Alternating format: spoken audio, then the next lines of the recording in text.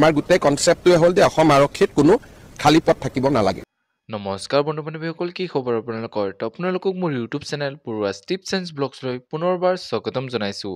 তো বন্ধু-বান্ধৱীসকল, এটা বহুতেই ভাল খবৰ যে ফাইনেলি আহি গ'ল আছাম পুলিচৰ নিউ ভেকেঞ্চি, নিউ ৰিক্ৰুটমেণ্টছৰ ইম্পৰ্টেণ্ট আপডেটছ। তো যিসকল বন্ধু-বান্ধৱীয়ে আছাম পুলিচৰ নিউ ভেকেঞ্চিৰ বাবে ৰৈ আছিল, তো তেওঁলোকৰ বাবে এটা বহুতেই ভাল খবৰ যে ফাইনেলি আহিব পুনৰ ইয়াৰ নতুন ভেকেঞ্চি। তো কেতিয়া আহিব ভেকেঞ্চি, CM ছাৰে ইয়াৰ বিষয়ে কি ক'লে আপোনালোকে ভিডিঅ' ক্লিপটো চাই লওক। তো এইখিনিতে আপোনালোকৰ ওচৰত এটা ৰিকুৱেষ্ট যে যদিহে আপোনালোকে আমাৰ চেনেলটোলৈ প্ৰথমবাৰৰ বাবে আহিছে তেনেহ'লে চেনেলটো ছাবস্ক্ৰাইব কৰিব আৰু কাষতে থকা বেল আইকনটোৰ বাবে অলপ প্ৰেছ কৰিব, যাতে আমি দিয়া এনেকুৱা জব ইনফৰমেশ্যনৰ ভিডিঅ' আপোনালোকে প্ৰথমতে পাব পাৰে। তো বলক এতিয়া CM ছাৰে আছাম পুলিচৰ নিউ ভেকেঞ্চিৰ ওপৰত কি ক'লে আপোনালোকে ভিডিঅ' ক্লিপটো চাই লওক।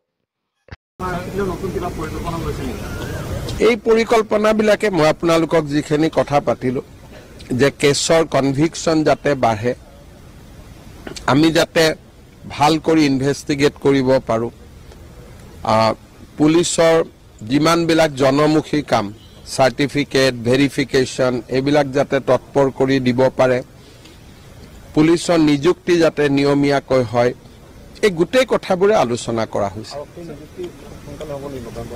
ছেপ্টেম্বৰত আগতে আৰক্ষীৰ নিযুক্তিও হয় আৰু ছেপ্টেম্বৰত নতুন এডভাৰটাইজো ওলায়। আমাৰ গোটেই কনসেপ্টটোৱে হ'ল যে অসম আৰক্ষীত কোনো খালী পথ থাকিব নালাগে। তো বন্ধুসকল, আপোনালোকে হয়তো শুনিলে যে CM ছাৰে আছাম পুলিচৰ নিউ ভেকেঞ্চি, নিউ ৰিক্ৰুটমেণ্টছৰ ওপৰত কি ক'লে। তো CM ছাৰে যিহেতু যোৱা কেইদিনমানৰ আগৰ পৰাই কৈ আছে যে আছাম পুলিচৰ, আছাম ফৰেষ্টৰ নিউ ভেকেঞ্চি নৱেম্বৰ মাহত আহিব, কিন্তু এইবাৰ CM ছাৰে আছাম পুলিচৰ নিউ ভেকেঞ্চি অৰ্থাৎ এই ৫,৫৬৩টা ভেকেঞ্চিৰ ৰিক্ৰুটমেণ্ট প্ৰচেছটো শেষ হোৱাৰ লগে লগে পুনৰ নতুন ভেকেঞ্চি অৰ্থাৎ ছেপ্টেম্বৰ মাহতেই নতুন ভেকেঞ্চি অহাৰ কথা কৈ দিলে। তো যদিহে আছাম পুলিচৰ এই ভেকেঞ্চিখিনি CM ছাৰৰ কোৱাৰ দৰে ছেপ্টেম্বৰ মাহতে আহে, তেন্তে ইয়াৰ ৰিক্ৰুটমেণ্ট প্ৰচেছটো অৰ্থাৎ ইয়াৰ ফিজিকেল টেষ্টটো নৱেম্বৰ মাহত হোৱাৰ সম্ভাৱনা বহুতেই বেছি। কিয়নো যোৱা কেইদিনমান আগতে CM ছাৰে এজন কেণ্ডিডেটে সোধাত CM ছাৰে নৱেম্বৰ মাহত ফিজিকেল টেষ্টটো পতাৰ কথা কৈছে।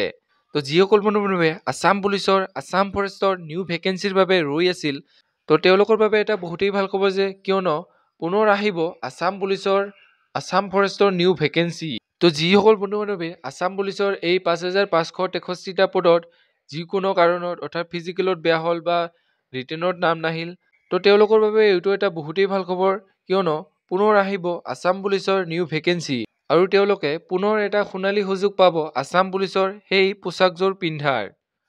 তো যদিহে আপোনালোকে এইবাৰ অৰ্থাৎ ২০২৫ চনত আছাম পুলিচৰ এই আহিবলগীয়া ভেকেঞ্চিখিনি চাকৰি ল'ব বিচাৰে, তেন্তে আপোনালোকে এতিয়াৰে পৰা ইয়াৰ বাবে প্ৰস্তুতি চলাই যাওক। তো ইয়াৰ ফিজিকেল টেষ্টৰ ৩২০০ মিটাৰ ৰাণত এটা ভাল নম্বৰ আনিবলৈ চেষ্টা কৰক আৰু লং জাম্পত এক্সেলেণ্ট মাৰিবলৈ চেষ্টা কৰক, কিয়নো যোৱাবাৰৰ দৰে এইবাৰো কম্পিটিশ্যন বহুত হাই হ'ব, কাট অফ হাই যোৱাৰ সম্ভাৱনা বহুতেই বেছি। তো আপোনালোকে নিজৰ 100% দি এই ৩-৪ মাহতে ফিজিকেল টেষ্টৰ এটা ভাল নম্বৰ আনিবলৈ চেষ্টা কৰি থাকক। তো এইখিনি আছিল আজি ভিডিঅ'। যেতিয়া ইয়াৰ অফিচিয়েল ৱেবছাইটত ইয়াৰ নটিছ আহে, তো আপোনালোকক ভিডিঅ'ৰ যোগেদি জনাই দিম। তো আপোনালোকে চেনেলটো ছাবস্ক্ৰাইব কৰি থ'ব। তো আজিলৈ ইমানেই। জয় হিন্দ, জয় অসম।